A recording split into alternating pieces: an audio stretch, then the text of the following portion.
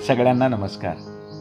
वाचनकट्टा माय मराठी मंडळ आणि युवा मनवंतर आयोजित स्मरण महामानवांचे परिचय महामानवांच्या विचार कार्याचा या मालिकेच्या दुसऱ्या भागात आपणा सर्वांचे हार्दिक स्वागत.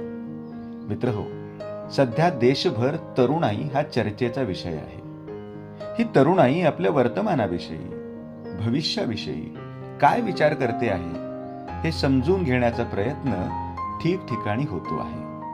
पण त्याच वेळी ही तरुणाई आपल्या भूतकाळाविषयी, आपल्या देशाच्या, समाजाच्या इतिहासाविषयी, इतिहासात होऊन गेलेल्या महामानवांविषयी, महामानवांच्या विचार कार्याविषयी नेमका काय विचार करते आहे हे समजून घ्यायला हवे, या हेतूने आम्ही ही मालिका सुरू केली आहे.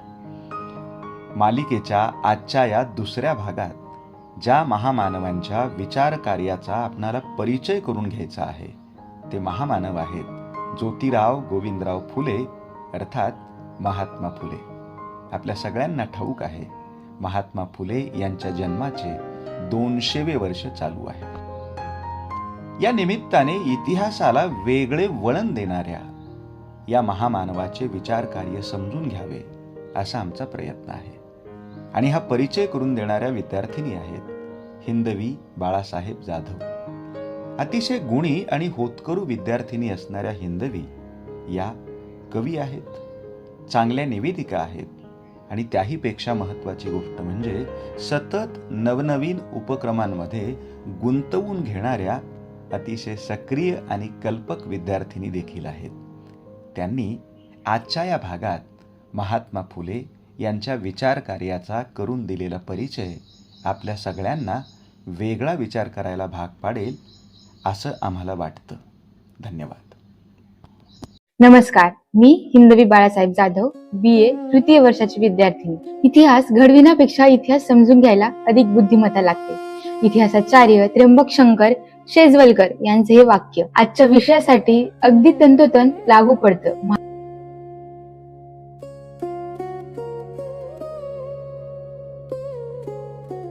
महात्मा फुले म्हटलं की आपल्या डोळ्यासमोर काय उभं राहतं? पुण्यातील पहिली मुलींची शाळा, सत्यशोधक समाज, शेतकऱ्यांचा आसूड आणि अस्पृश्यांसाठी खुला केलेला पाण्याचा हौद. बरोबर, बहुतेकांना एवढंच माहिती असतं. आपण त्यांच्या पुतळ्यांना हार घालतो, जयंत्या साजऱ्या करतो. पण मित्रांनो, खरा प्रश्न असा आहे, फुल्यांचं मोठेपण फक्त एवढंच आहे का?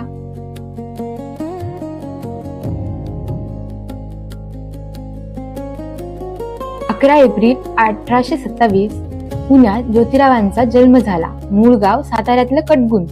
आडनाव खरं तर गोरे, पण घरचा फुलांचा व्यवसाय असल्यामुळे लोक त्यांना फुले म्हणू लागले आणि तेच नाव इतिहासात कोरलं गेलं.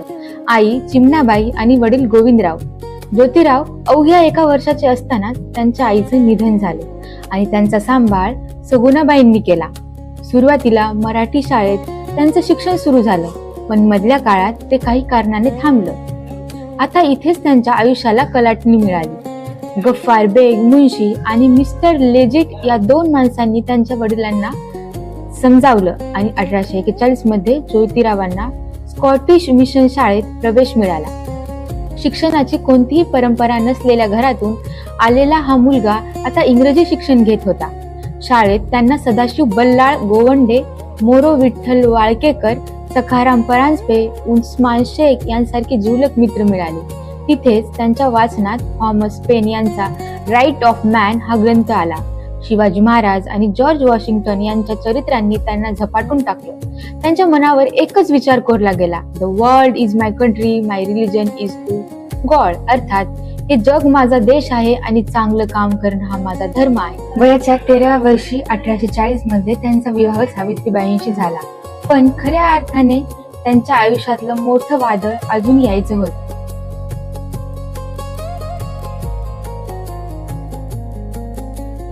साल 1848 ज्योतिराव एका ब्राह्मण मित्राच्या लग्नाला गेले होते. तेथे काही सनातनी लोकांनी, तू शूद्र आहेस, आमच्या बरोबर कसा चालतोय असं म्हणून त्यांना भयान अपमान केला. कोणत्याही सामान्य माणसाने हा अपमान मुकाट्याने सहन केला असता, पण ज्योतिरावांनी तिथेच ठरवलं, समाजातील या अन्यायाविरुद्ध आता आयुष्यभर लढायचं. त्यांनी जाणलं की या सगळ्या विषमतेचं मूळ कारण एकच गोष्ट आहे, अज्ञान. विद्या ही नुसती पदवी नाही, तर माणसाला फक्त मुक्त करणारी शक्ती आहे, हे त्यांनी ओळखलं आणि समाज परिवर्तनाची पहिली सुरुवात त्यांनी केली, ती स्त्री शिक्षणापासून. 3 जुलै 1848 पुण्यातील भिडेवाड्यात मुलींसाठी भारतातील पहिली शाळा सुरू झाली. विचार करा, त्या काळात मुलींना शिकवणं सोडा, महिला शिक्षका मिळणंही अशक्य होतं. मग ज्योतिरावांनी काय केलं? त्यांनी स्वतःच्या पत्नीला सावित्रीबाईंना आधी शिक्षण दिलं आणि त्यांनाच देशातल्या पहिल्या महिला शिक्षिका बनवलं. ते सगळं सोपं होतं का? अजिबात नाही. सनातनांनी त्यांच्यावर दगडफेक केली, शेणफेक केली. एवढंच नाही तर त्यांच्या स्वतःच्या वडिलांनी समाजाच्या दबावाखाली येऊन ज्योतिराव आणि सावित्रीबाईंना घरातून हकलून दिलं. अशा अटीतटीच्या वेळी त्यांनी मित्र उस्मान शेख आणि फातिमा शेख यांनी स्वतःच्या घरी आसरा दिला. आर्थिक संकटे आली, पण फुले दाम्पत्य डगमगलं नाही.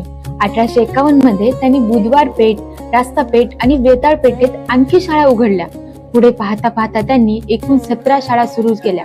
या अफाट कार्यासाठी 1882 मध्ये ब्रिटिश सरकारने त्यांना खास गौरवही केला.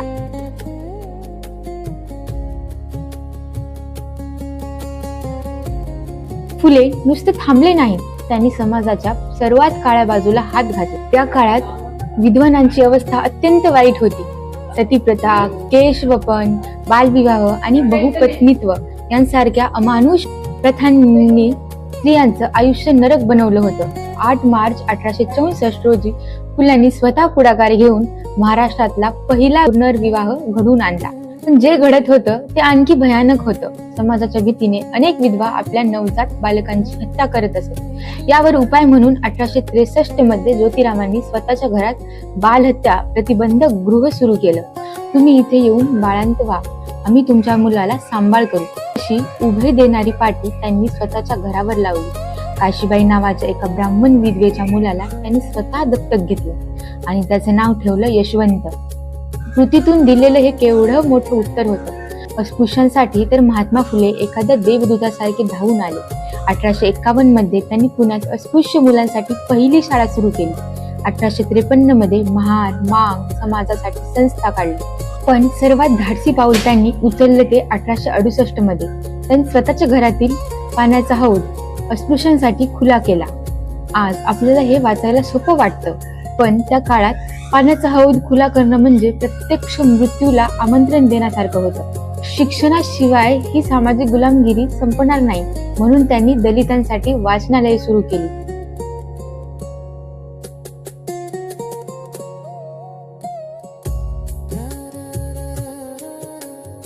विद्येविना मती गेली, मतीविना नीती गेली, नीतीविना गती गेली, गतीविना वित्त खचले, वित्ताविना शूद्र खचले, इतके अनर्थ एका अविद्येने केले. हा फक्त एक श्लोक नाही, हे भारतीय समाज व्यवस्थेचं सर्वात अचूक आणि भयान वास्तव आहे. हे फुल्यांनी मांडलं. शेतकऱ्यांचे प्रश्न महात्मा फुल्यांनी जितक्या ताकदीने मांडले तितके क्वचितच कुणी मांडले असतील. शेतकऱ्याचा आसूड या त्यांच्या ग्रंथातून त्यांनी सावकार, जमीनदार आणि अन्यायकारक महसूल व्यवस्थेवर कडाडून टीका केली. नुसती टीका केली नाही, तर 1877च्या भयंकर दुष्काळात त्यांनी स्वतःच अन्नछत्र सुरू केली. गरजू विद्यार्थ्यांना मदत केली. 1882 मध्ये हंटर आयोग भारतात आला. त्यावेळी फुल्यांनी आयोगासमोर जे निवेदन दिलं ते ऐकून तुम्ही थक्क व्हाल. त्यांनी मागणी केली, प्राथमिक शिक्षण सक्तीचं आणि मोफत असावं. मागणी 2, शिक्षण प्रशिक्षित असावे. मागणी 3, आदिवासी आणि वंचित समाजाला शिक्षणात प्राधान्य मिळावं. मागणी 4, शेतकऱ्यांच्या मुलांना शेतीत आणि तांत्रिक ज्ञान शाळेतच मिळावं. आज आपण राईट टू एज्युकेशन बद्दल बोलतो. ज्योतिरावांनी ही मागणी 1882 मध्ये केली होती. विचार करा, ते आपल्या काळाच्या किती पुढे होते. याच विचारांनी प्रेरित होऊन 1884 मध्ये नारायण मेघाजी लोखंडे यांनी भारतातील पहिली कामगार संघटना स्थापन केली. राष्ट्रीय सभेबाबतही त्यांचं मत स्पष्ट होतं. जोपर्यंत शेतकरी, दलित आणि बहुजन समाज या राष्ट्रीय चळवळीत सहभागी होत नाही, तोपर्यंत ती चळवळ पूर्ण होऊच शकत नाही.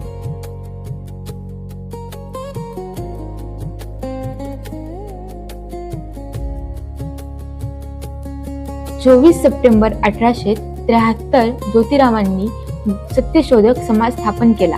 उद्देश अगदी सोपा पण क्रांतिकारी होता. माणसाला त्याच्या जातीवरून नाही, मानवतेवरून ओळखावा. ते सर्वाचे आधी घर, सर्व धर्माचे माहेर हा त्यांचा विचार होता. ते मूर्तीपूजेच्या विरोधात होते. ईश्वराला त्यांनी निर्मिक असा शब्द वापरला. माणसाने माणसाशी कसं वागावं यावर त्यांनी भर दिला. जात, वर्ण, अंधश्रद्धा आणि कर्मकांडावर त्यांनी प्रहार केले. पण लक्षात घ्या, त्यांनी प्रवृत्तीवर प्रहार केला. कोणत्याही व्यक्तीचा किंवा जातीचा द्वेष कधीच केला नाही. त्यांच्या विचारात एक कमालीचा तर्क होता आणि तितकीच मोठी करुणा होती. 1863च्या सार्वजनिक सत्यधर्म या ग्रंथातून त्यांनी मानवावर आधारित एका नव्या समाजाची संकल्पना मांडली. 1876 ते 1882 या काळात ते पुणे नगरपालिकेचे सदस्य होते. तेथेही त्यांनी शिक्षण, स्वच्छता, मद्यपान बंदी आणि जनहिताच्या प्रश्नावर धडाडीने काम केलं.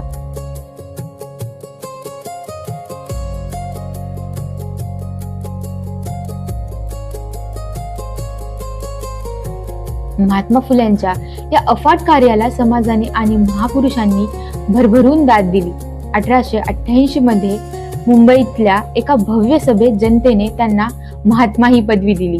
ही पदवी कोणत्याही सरकारने दिली नव्हती, ती सामान्य रयतेने दिली होती. राजश्री शाहू महाराजांनी त्यांना महाराष्ट्राचे मार्टिन ल्युथर असं सार्थ नाव दिलं. डॉक्टर बाबासाहेब आंबेडकरांनी आपला हू वेअर द शूद्राज हा प्रसिद्ध ग्रंथ महात्मा फुल्यांना अर्पण केला आणि स्वतः महात्मा गांधी काय म्हणाले माहितीये? ते म्हणाले, लोक मला महात्मा म्हणतात, पण खरे महात्मा म्हणजे ज्योतिराव फुले. 28 नोव्हेंबर 1890 रोजी या महापुरुषाने जगाचा निरोप घेतला. पण मित्रांनो, त्यांचा देह जरी गेला असला तरी त्यांचे विचार आजही जिवंत आहेत. आज आपण त्यांची जयंती साजरी करतो, त्यांच्या पुतळ्यांना हार घालतो. पण फक्त हार घालणं पुरेसं आहे का? त्यांनी मागितलेली शिक्षणाची समान संधी, तो विवेक, ती समता आणि खऱ्या अर्थाने स्वीकारली आहे का? महात्मा फुल्यांचं स्मरण म्हणजे केवळ इतिहासात डोकं खुपसणं नाही, तर आजच्या आपल्या विचारांना, आपल्या वागण्याला प्रश्न विचारणं आहे. कारण शेवटी एवढंच म्हणावंसं वाटतं, महात्मा फुले यांनी केवळ शाळा उघडल्या नाहीत, तर लोकांच्या डोक्याच्या आणि विचारांच्या खिडक्या उघडल्या. त्यांनी फक्त समाज बदलण्याचा प्रयत्न केला नाही, तर इथल्या प्रत्येक माणसाला माणूस म्हणून ताठ मानेने जगण्याचा अधिकार मिळवून दिला. फुले हे एका विशिष्ट समाजाचे नव्हते, ते संपूर्ण मानवतेचे विचारवंत होते. या महात्म्याला आणि त्यांच्या क्रांतिकारी विचारांना त्रिवार अभिवादन करते. धन्यवाद.